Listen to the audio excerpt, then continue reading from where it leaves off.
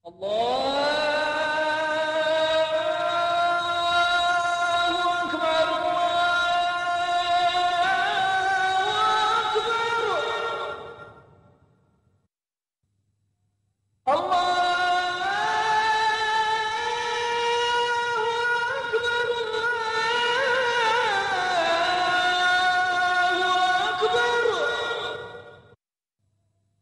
أن لا إله إلا الله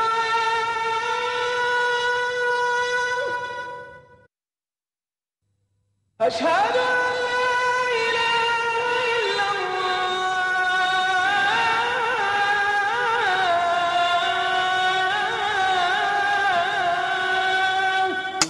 Олар мал сияқты деген үкімнен түспетуден Алла Тағала біздерді сақтасын.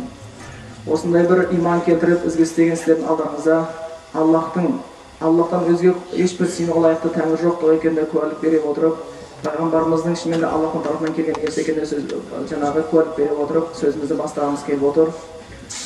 Енді бұл Аллахтың үйі болғаннан кейін менің есіме бір хадис түсті.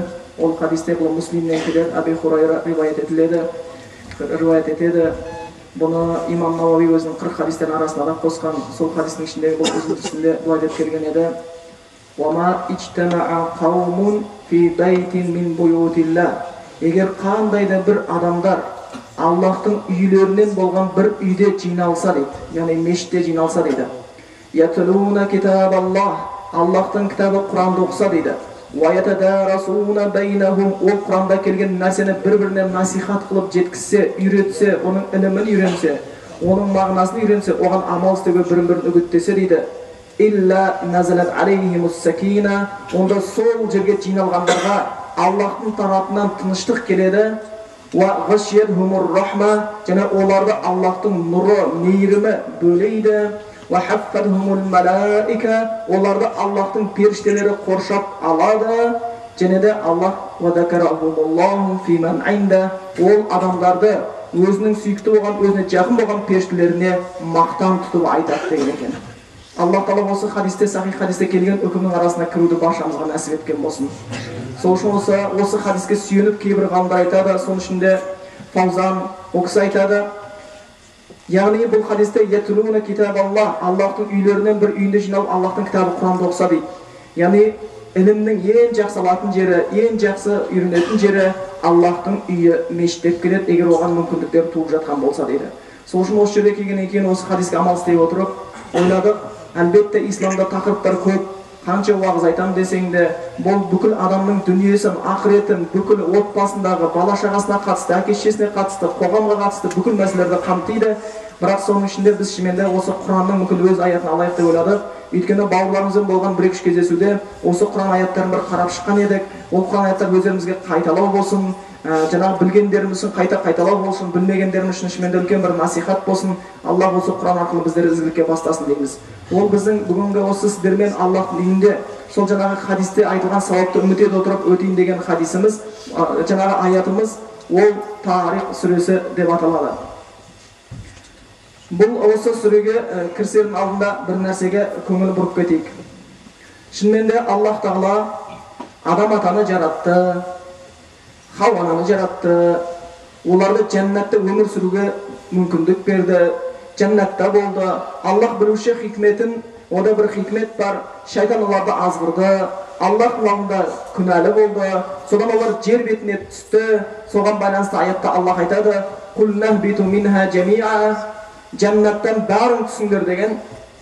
"Фаимма яътияннакум минни худан", егер сендерге менен бір туралықты көрсететін кітап яки болмаса пайғамбар келсе, "Фаман табиа худая", кімде-кім сол кітапқа ерсе, не пайғамбарға ерсе дейді, "Фала хауфун алейхим вала хум яхзанун", оларға қауіп болмайды, олар уайымға түспейді деген екен дейді. Сол үшін жер бетіндегі қауіп пен уайымнан құтылып, ертең ақыреттегі жәннатқа кіру үшін осы шарт, ең бірінші біздің шартымыз осылай басталды. Жәннаттан, яғни одан шыққан мәселе не? Кім шайтанның айтқанмен жүрген болса, оған жәннат жоқ. Оған жәннат жоқ. Ал енді кімде-кім Аллахтан келген кітаппен жүретін болатын болса, онда ол қауіп пен уайымнан құтылып қайтадан жәннатқа кіруге мүмкіндік туғызады деген екен дейді. Аллах Тағала сол кітабын жіберді уәде қылғандай, қанша деген пайғамбарлар болды. Оның хабарының кейбірін бізге Аллах Құранда хабарлады, кейбірінің хабарын хабарлаған жоқ. Бірақ Аллах сол пайғамбарларға өзінің парақтарын, өзінің заңдарын, өздерінің кітаптарын, Таурат болсын, Инжил болсын, Забур болсын жіберді. Және сол кітаптардың ішінде ең соңғысы осы Құранды жіберген екен. Өзінен бұрынғы кітаптарды растаушы ретінде, өзінен бұрынғы кітаптың үкімін жоюшы ретінде, және қияметтің күніне дейін Аллах Тағала өзі қорғап қоятындығын айтып бізге осы Құранды жіберген екен. Сол үшін бұл Құран ислам дініндегі пайғамбарымыздың ең үлкен мұғжизасы. Осы Құранға біздің қарым-қатынасымыз арқылы Құдайға болған қарым-қатынасымыз байқалады. Сол үшін пайғамбарымыздың сахабаларынан бірі Абдулла ибн Мас'уд айтқан екен: егер сен Құдайдың алдында қадіріңді білгің келетін болса дейді, "Ман арада ан я'рифа қадра индаллах", Құдайдың алдында қадірің бар адамсың ба, Құдайдың алдында қадірің жоқ адамсың ба, соны білгің келетін болса дейді, өзіңді Аллахтың кітабы Құранмен қалдыр деген екен дейді. Қалай болды сенің Аллахтың кітабымен болған байланысың? Аллахтың алдында қадірің бар.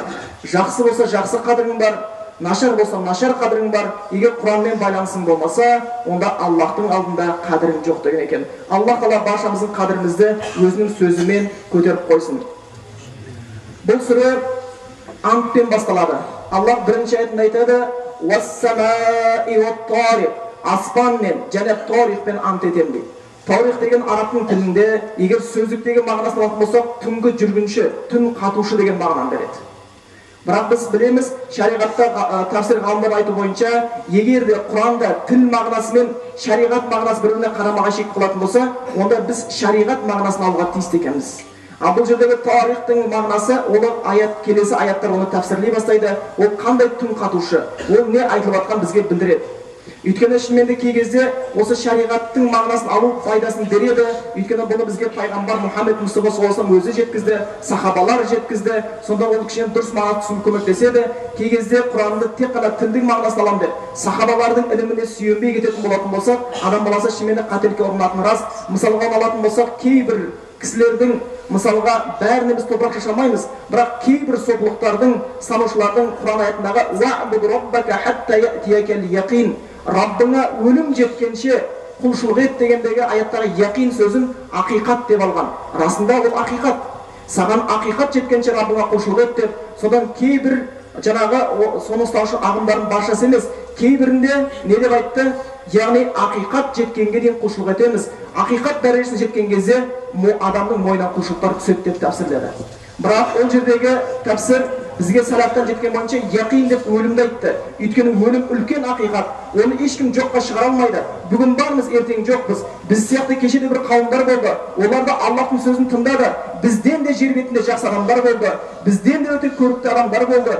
Бізден де Құдайдың сөзіне жақын болған сахабалар болды. Бірақ олардың қазір ешбірі жоқ. Ертең бір уақыттар келеді, біз де болмаймыз. Сол кезде бізді шыменде артта қалған ұрпақтарымыз осы сияқты Құдайдың сөздерін тыңдап, Аллахтың үйде оларға нәсіп еткен болсын дейміз.